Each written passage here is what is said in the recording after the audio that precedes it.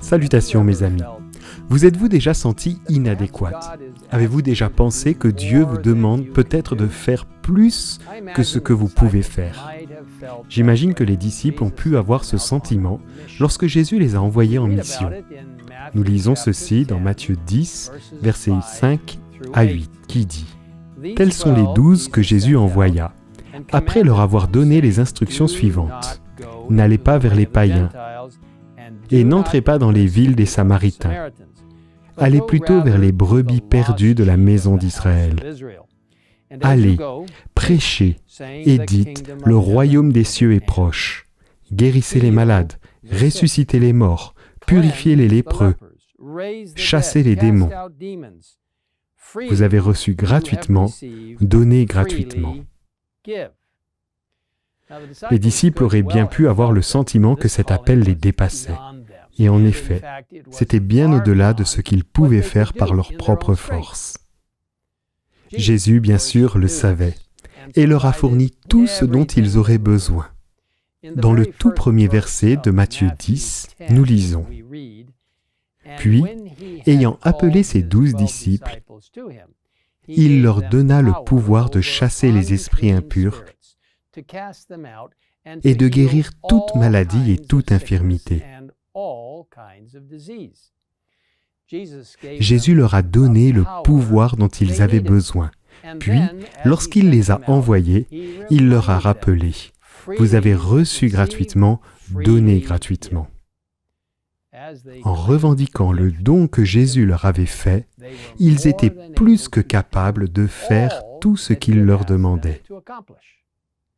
Aujourd'hui, lorsque nous pensons à atteindre le monde, un monde de près de 8 milliards de personnes, cela semble complètement impossible, en particulier dans les régions où la liberté religieuse est très limitée ou inexistante, et dans d'autres parties du monde où la laïcité est si profondément enracinée, cela peut sembler presque aussi difficile. Nous pouvons nous sentir complètement inadaptés à ce défi, et en effet, avec nos propres forces, nous le sommes. Néanmoins, Dieu nous appelle à y aller, promettant de nous fournir tout ce dont nous avons besoin pour accomplir ce qu'il nous demande de faire. Ce prochain sabbat, le 14 août, l'Église mondiale se concentre sur l'atteinte du monde par la création de nouvelles églises. Saviez-vous que chaque année, des milliers d'adventistes du 7e jour partent pour construire une église? Ils se rendent dans une région sans église adventiste. Certains missionnaires partent de leur propre chef, et d'autres sont parrainés par leur union ou division, et d'autres, comme les travailleurs de Global Mission, sont envoyés grâce au soutien de ceux qui croient que nous avons pour mission d'atteindre les exclus. La construction d'églises n'a rien de nouveau. Cela remonte à l'époque de l'Église primitive. L'apôtre Paul a été l'un des premiers à construire et à établir une nouvelle église. Il a parcouru toute la Turquie, formant des petits groupes de croyants. Il était comme un père aimant, prenant soin de ces églises pour s'assurer qu'elles se développent et que les jeunes disciples recevaient soin et nourriture. Partout où il allait, il ne pouvait s'empêcher de parler de son Sauveur ressuscité. Il avait un message d'espoir qu'il ne pouvait garder pour lui. C'est ainsi que l'Église primitive s'est multipliée. L'Église adventiste s'est développée de la même manière. Les premiers pionniers adventistes avaient un message unique à partager, et ils ont commencé à parcourir le monde, créant de nouveaux groupes de croyants partout où ils allaient. Cet héritage s'est poursuivi avec la création d'églises adventistes dans le monde entier. Pourtant, malgré cette énorme croissance, de nombreuses personnes n'ont toujours pas entendu le message adventiste, ni même le nom de Jésus.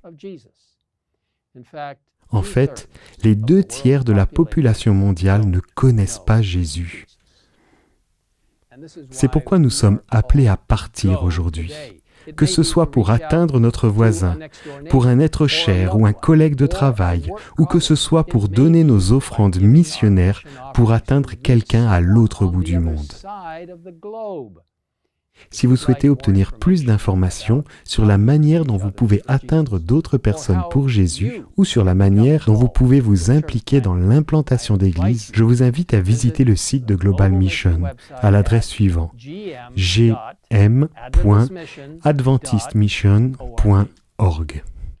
Mes amis, atteindre le monde n'est pas un appel impossible. Dans le merveilleux livre des paraboles de Jésus, à la page 287, nous lisons cette promesse étonnante.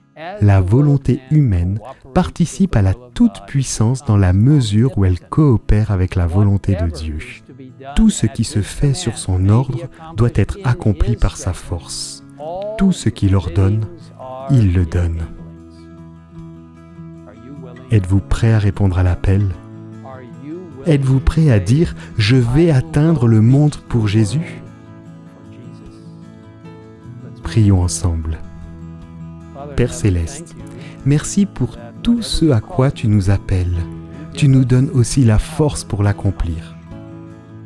Alors maintenant, Seigneur, nous te demandons, en baissant nos têtes, en te priant dans la salle du trône du ciel, et quel privilège c'est, sans avoir à passer par un être humain.